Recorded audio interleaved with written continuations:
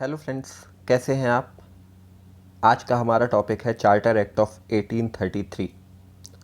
ये important act है। यहीं से बहुत सारे चेंजेस, बहुत सारे प्रोविजंस हमको देखने को मिलेंगे। गवर्नर जनरल ऑफ बंगाल इस एक्ट में गवर्नर जनरल ऑफ इंडिया हो जाएगा। कुछ अलग अलग चीज़ें भी देखने को मिलेंगी। सिविल सर्विसेज के एग्ज़ाम्स भी देखने को मिलेंगे जो इंडिया के लिए ओपन हो जाएंगे।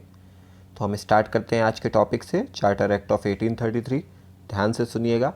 अपने इससे रिलेटेड कोई भी क्वेरी, कोई भी क्वेश्चन हो तो आप हमको कांटेक्ट कर सकते हैं। वीडियो के लास्ट में मैं आपको एक नंबर प्रोवाइड करूंगा। इस एक्ट से रिलेटेड अगर कोई नोट्स चाहिए हैं, इस एक्ट से रिलेटेड अगर आपको कोई टेस्ट सीरीज़, जो ऑनलाइन टेस्ट सीरीज़ होगी, ऑनलाइन ऑल इंडिया बेसिस पे होगी, उससे रिलेटेड भी अगर आप उसमें पार्टिसिपेट करना चाहते हैं तो उस नंबर पर कॉन्टैक्ट कीजिए। Thank you. फ्रेंड्स, स्टार्ट करते हैं आज के टॉपिक चार्टर एक्ट ऑफ 1833 से। इसको भी हमने कुछ डिविजन्स में बांटा है, बट इसमें बैकग्राउंड जैसा कुछ बताने के लिए ख़ास है नहीं। रीजन भी इसका एक बहुत इम्पॉर्टेंट है कि आपको पता ही है, हर 20 साल के अंदर इन एवरी 20 ईयर इनको ब्रिटिश पार्लियामेंट को ईस्ट इंडिया कंपनी के लिए चार्टर रिन्यू करना पड़ता था। तो वही एक इम्पॉर्टेंट इसका रीज़न भी है।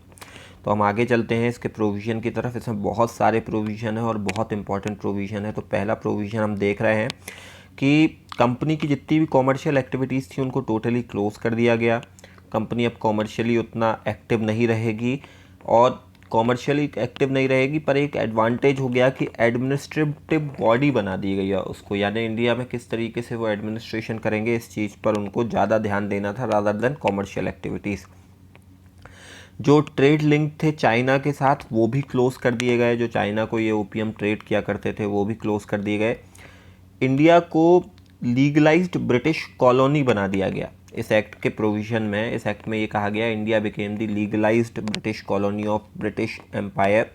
अगली बात उन्होंने कही कि जो गवर्नर जनरल ऑफ बंगाल था उसको रीडेजिग्नेट किया और उसका नाम रख दिया गया गवर्नर जनरल ऑफ इंडिया। ये बहुत इंपॉर्टेंट है, गवर्नर जनरल ऑफ इंडिया। ये कई बार प्री में भी पूछा जाता है कि गवर्नर जनरल ऑफ इंडिया 1833 के एक्ट में ऐसा प्रोविज़न आया। और जो पहला गवर्नर जनरल था वो था William Bentinck. Lord William Bentinck was the first governor general of India. इसके बाद हम चलते हैं फिफ्थ प्रोविज़न की तरफ। फिफ्थ प्रोविज़न में क्या किया गया, गवर्नर जनरल को सारे लेजिस्लेटिव पावर दे दिए गए और on all every part of British India. यानी ब्रिटिशर्स का जो इंडियन हिस्सा था उसमें गवर्नर जनरल के पास सारे लेजिस्लेटिव पावर्स आ गए। अगला जो प्रोविज़न है उसमें इन्होंने क्या किया कि गवर्नर जनरल की जो काउंसिल थी उसको इंडिया की सारी प्लेसेस, इंडिया के सारे प्लेसेस, इंडिया के पीपल, ब्रिटिश इंडियन टेरिटरी, चाहे वो ब्रिटिशर्स हों, फॉरेनर्स हों, चाहे इंडियन नेटिव हों, उनसे रिलेटेड किसी भी लॉ को अमेंड, रिपील और ऑल्टर करने के पावर किसको दे दिए गए, गवर्नर जनरल काउंसिल को। जो गवर्नर जनरल काउंसिल थी उसको मिलिट्री और सिविल अफेयर्स के पावर भी दे दिए गए कि अब वो मिलिट्री और सिविल अफेयर्स भी चला सकेंगे। साथ ही साथ गवर्नर जनरल काउंसिल में जो फोर्थ मेंबर था उसको लिमिटेड पावर दिए गए। उन्होंने एक मेंबर और बढ़ा दिया उसको, लेकिन लिमिटेड पावर दिए गए। पहली बार ये देखा गया कि जो गवर्नर जनरल था उसको गवर्नमेंट ऑफ इंडिया कहा गया। यानी गवर्नर जनरल कोई भी काम करेगा तो उसको गवर्नमेंट ऑफ इंडिया का काम माना जाएगा। और जो एक्ट बनाया गया और जो काउंसिल थी उसको कहा गया इंडियन काउंसिल। ये बहुत इंपॉर्टेंट है, इसको आप याद रखिएगा, बार बार याद रखिएगा, बार बार याद रखिएगा। मैं कह रहा हूँ 1833 के एक्ट में गवर्नर के द्वारा किए गए, गवर्नर जनरल ऑफ इंडिया के द्वारा कोई भी काम होता है तो उसको गवर्नमेंट ऑफ इंडिया का काम माना जाएगा। गवर्नर जनरल की काउंसिल को इंडियन काउंसिल माना जाएगा। हम आगे चलते हैं।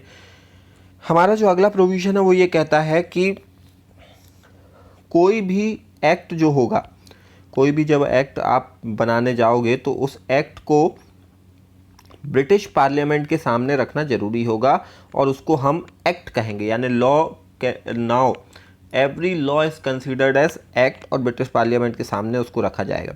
एक और इम्पॉर्टेंट प्रोविज़न किया गया। हम हमेशा एक व्यक्ति का नाम सुनते हैं, लॉर्ड मैकॉले। लॉर्ड मैकॉले को हम इसलिए जानते हैं कि हम लोग कहते हैं कि इंडिया की जो एजुकेशन पॉलिसी है उसको चेंज करने वाला, मॉडर्न एजुकेशन पॉलिसी लाने वाला और भी बहुत सारी चीज़ें करने वाला लॉर्ड मैकॉले है। तो इंडिया में एक लॉ कमीशन बनाया गया, इंडियन लॉ कमीशन। उस इंडियन लॉ कमीशन का पहला चेयरमैन बनाया गया लॉर्ड मैकाले को, और लॉर्ड मैकाले ने बहुत सारे रूल्स इस लॉ कमीशन के द्वारा बनाएगा, और वो लॉ कमीशन आज भी सस्टेन करते हैं। भारत में आज भी लॉ कमीशन है जो बहुत सारे लॉज को कोडिफाई करता है, उनके लॉ के रिसर्च के लिए काम करता है। अगला प्रोविज़न उन्होंने ये किया, बंगाल प्रेसिडेंसी को 2 पार्ट्स में डिवाइड कर दिया गया, Agra and fort William. Fort William मतलब कोलकाता वाला हिस्सा। परंतु उन्होंने डिवाइड जरूर किया, पर ये अभी तक इफेक्ट में नहीं आ पाया, यानी इसको एक ही प्रेसिडेंसी माना गया, अलग अलग प्रेसिडेंसी नहीं माना गया। अगला जो प्रोविज़न है, उन्होंने कहा कि जो भी इंडियंस होंगे वो सिविल सर्विसेज के एग्ज़ाम में पार्टिसिपेट कर पाएंगे। 1833 में ये कहा गया, सिविल सर्विसेज के एग्ज़ाम में, जो इंडियन सिविल सर्विसेज का एग्ज़ाम होता है उसमें इंडियंस पार्टिसिपेट कर पाएंगे।